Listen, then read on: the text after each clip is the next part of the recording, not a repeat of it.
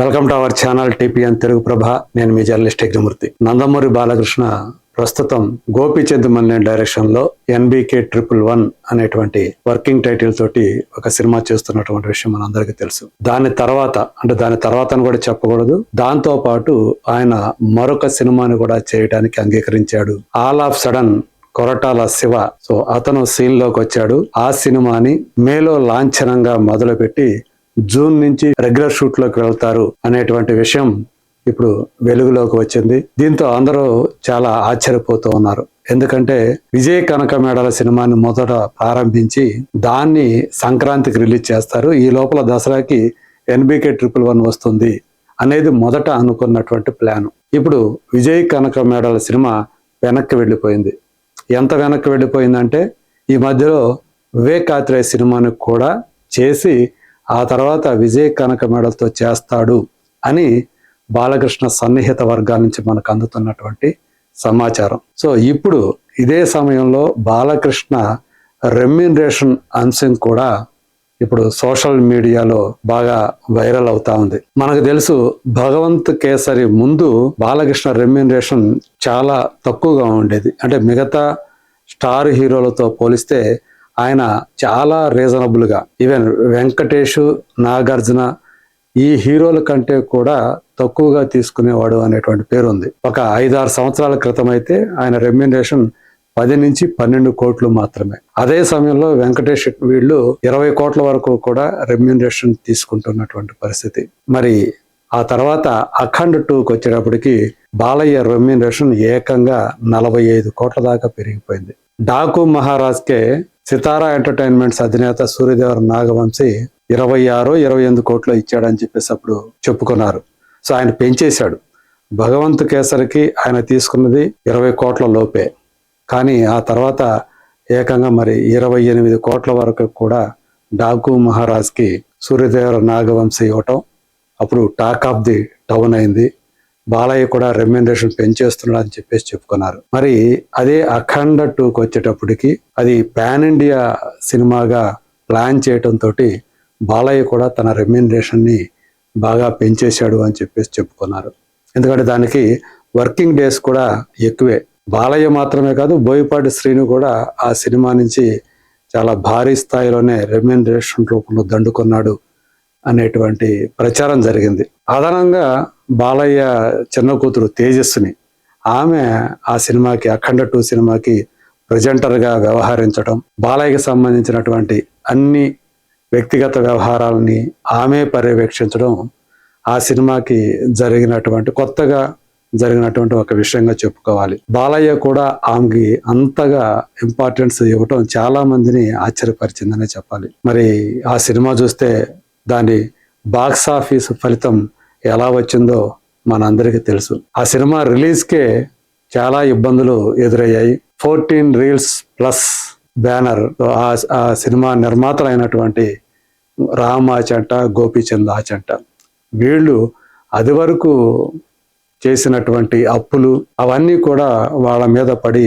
ఆ సినిమా విడుదలకు అవరోధంగా మారటం, కోర్టుకు కూడా వెళ్ళటం, ఇవన్నీ జరిగాయి. మొత్తానికి ఎట్లాగో కష్టపడి ఆ సినిమాని రిలీజ్ చేశారు. ఆ నిర్మాతల కోసమే తాను ఏదైతే 45 కోట్ల రూపాయల రెమ్యూనరేషన్ తీసుకున్నాడో అందులోంచి మళ్ళీ 7 కోట్ల రూపాయలని ఆయన మళ్ళీ వాళ్ళకి తిరిగి ఇచ్చేశాడు ప్రొడ్యూసర్స్కి అని కూడా అప్పుడు చెప్పుకున్నారు. సో 45 - 7 అంటే అప్పుడు ఆయనకి వచ్చింది, ఆ సినిమా ద్వారా ఆయనకి మిగిలింది 38 కోట్లు అని అనుకోవాలి. మరి ప్రస్తుతం ఈ కొరటాల శివ, దానికంటే ముందు NBK 111 ఉంది, దానికి కూడా ఆయన 35 కోట్ల రూపాయల దాకా రెమ్యూనరేషన్ తీసుకుంటున్నాడు అని చెప్పి చెప్తున్నారు. ఇప్పుడు కొరటాల శివ సినిమా కూడా సేమ్ రెమ్యూనరేషన్ ఆయన కంటిన్యూ చేస్తున్నట్లుగా మనకి సమాచారం అందుతోంది. సో సాధారణంగా నిర్మాతల వైపే ఎక్కువగా ఆలోచించి తక్కువ రెమ్యూనరేషన్ తీసుకుంటూ, అంటే తన సినిమా వల్ల నిర్మాత నష్టపోకూడదు, డిస్ట్రిబ్యూటర్లు నష్టపోకూడదు అనేటువంటి ప్రధాన ధ్యేయంతో ఉండేటువంటి హీరోగా నందమూరి బాలకృష్ణకి ఇండస్ట్రీలో పేరుంది. అందుగురించే మిగతా హీరోలు సినిమాకి పెంచుతూ ఉన్న రెమ్యూనరేషన్, ఆయన మాత్రం చాలా రీజనబుల్ గా మాత్రమే ఆ మార్జిన్ చూసుకొని అంతవరకే పెంచేవాడు. ఒక సినిమా హిట్ అయితే 10 కోట్లు తీసుకుంటే ఆ తర్వాత సినిమాకి ఆయన తీసుకునేది కేవలం ఒక 2 కోట్ల రూపాయలు మాత్రమే ఎక్కువ. సో ఆ టైపు హీరోగా నిర్మాతల పాలిట కొంగు బంగారంగా బాలని చెప్పుకుంటూ ఉంటారు.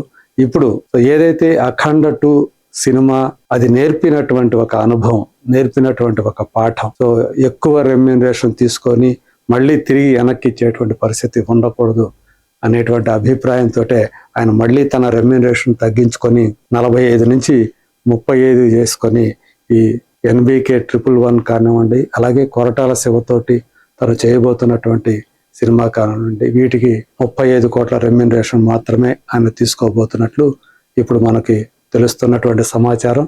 మరి ఇలాంటి కథానాయకుడు ఉంటే ఏ నిర్మాతకైనా దర్శకుడికైనా ఇంకేం కావాలి అని ఇండస్ట్రీ వర్గాల వాళ్ళు వ్యాఖ్యానిస్తూ ఉన్నారు. కంటెంట్ పరంగా చూసుకున్న బాలయ్య ఇప్పుడు సినిమాకి వేరియేషన్ చూసుకుంటున్నట్లుగా మనకి తెలుస్తోంది.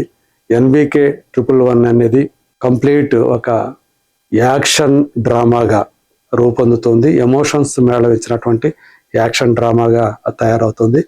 వేరేజ్ కొరటాల శివ సినిమాకి వచ్చేటప్పటికి ఆయన ఏదైతే బయట ఇమేజ్ ఉందో ఒక రాజకీయ నాయకుడిగా, అలాగే సామాజిక వేత్తగా, అంటే తను ఎటు తిరిగి బసవతారకం క్యాన్సర్ హాస్పిటల్కి చైర్మన్గా అలా ప్రజాసేవ కూడా చేస్తున్నాడు ఆ ఇమేజీ.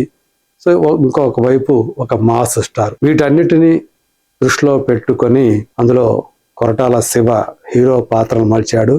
అండర్ కరెంట్గా బలమైనటువంటి మెసేజ్ కూడా, సమాజానికి ఉపయోగపడే మెసేజ్ కూడా ఆ పాత్ర ద్వారా, ఆ కథ ద్వారా ఆయన ఇస్తున్నాడు. అదే ఆయనకి బాలయ్యకి బాగా నచ్చింది. సో ఇది తనకి కూడా వ్యక్తిగతంగా మంచి ఇమేజ్ ఇస్తుంది అనేటువంటి ఉద్దేశంతో, అంటే బాక్స్ ఆఫీస్ రిజల్ట్తో పాటు ఇలా తన వ్యక్తిగతంగా కూడా మంచి ఇమేజ్ తెస్తుంది అనేటువంటి అభిప్రాయంతో ఆ ప్రాజెక్టును ఒప్పుకున్నట్లుగా తెలుస్తుంది. మరి వీటి తర్వాత అంటే ఇందులో NBK 111 వచ్చేసి దసరాకి రిలీజ్ అవుతుంది. అలాగే కొరటాల సినిమా వచ్చి సంక్రాంతి విడుదల లక్ష్యంగా రూపొందబోతోంది.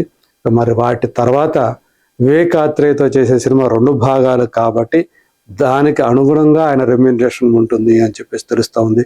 మరి చూద్దాం ఈ సినిమాలతోటి, అంటే ఏదైతే తను మిగతా స్టార్లతో పోల్చుకుంటే చాలా రీజనబుల్ రెమ్యూనరేషన్ తీసుకుంటాడు అనేటువంటి పేరున్నటువంటి బాలయ్య ఇప్పుడు ఈ రెమ్యూనరేషన్ తగ్గించుకోవటం కూడా సో ఇండస్ట్రీ వర్గాల వాళ్ళలో ఆయనకున్నటువంటి పేరు ఏదైతే ఉందో అది మరింత బాగా ఎలివేట్ అవడానికి అవకాశం కలుగుతూ ఉంది. అందు గురించి ఇప్పుడు వరుస పెట్టి ఆయనతో సినిమాలు చేయడానికి ప్రస్తుతం మార్కెట్ ఏమాత్రం ఆశాజనకంగా లేదు. OTT ప్లాట్ఫామ్స్ కూడా ఇప్పుడు డబ్బులు చెల్లించే విషయంలో అనేక కండిషన్లు పెడుతున్నారు నిర్మాతలకి. సో అక్కడి నుంచి కూడా డబ్బులు ఆగిపోతున్నటువంటి పరిస్థితి.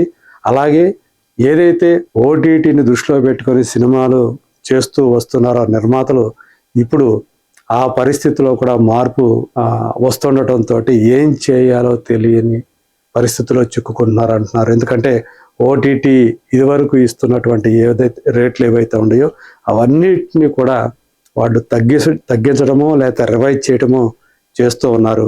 మరి చూద్దాం ఇలాంటి ఒక క్లిష్ట పరిస్థితుల్లో బాలయ్య తీసుకున్నటువంటి ఈ నిర్ణయం అది ఆ సినిమాలకి మేలు చేకూరుస్తుందా లేదా? Let us wait and see.